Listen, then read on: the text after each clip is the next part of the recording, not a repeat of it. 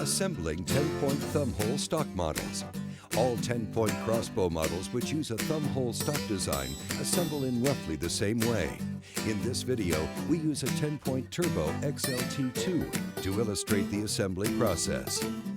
Before assembling your 10-point crossbow, inventory your parts. Your package should contain a stock assembly and a bow assembly. If you purchased your model with an AccuDraw 50 or AccuDraw cocking mechanism, it will be pre-installed in the buttstock.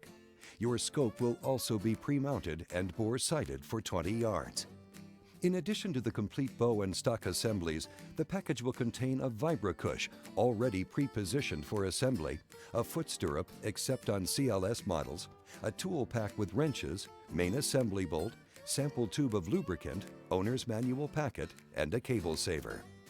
To assemble the bow, attach the cable saver to the cables by first locating the deeper of the two grooves in the cable saver. Right next to where the cables cross one another, snap the top cable into the deeper cable saver groove and the bottom cable into the shallower groove. This technique will allow the cables to remain relatively level, which will also help prevent limb twisting when cocking the bow. If your crossbow has a metal barrel, put a small drop of lube on the cable saver's concave side or dish. If you have a carbon barrel or a molded one-piece stocking barrel, apply a small amount of string wax instead of lube. To connect the two assemblies, position the bowstring on top of the barrel as you insert the cables and cable saver in the barrel's cable slot, mating the dish of the cable saver to the convex track inside the cable slot.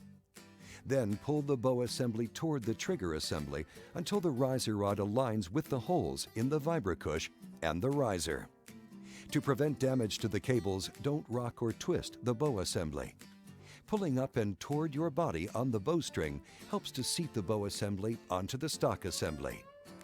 Next, install the main assembly bolt and tighten it. It will be easier to turn the assembly bolt if you lift the string off the barrel with your free hand while tightening the main assembly bolt. To avoid excessive serving wear on the molded one-piece stock and carbon barrel models, make sure you keep tightening the main assembly bolt until the string is barely touching the barrel or is positioned slightly above it. Finally, insert the foot stirrup.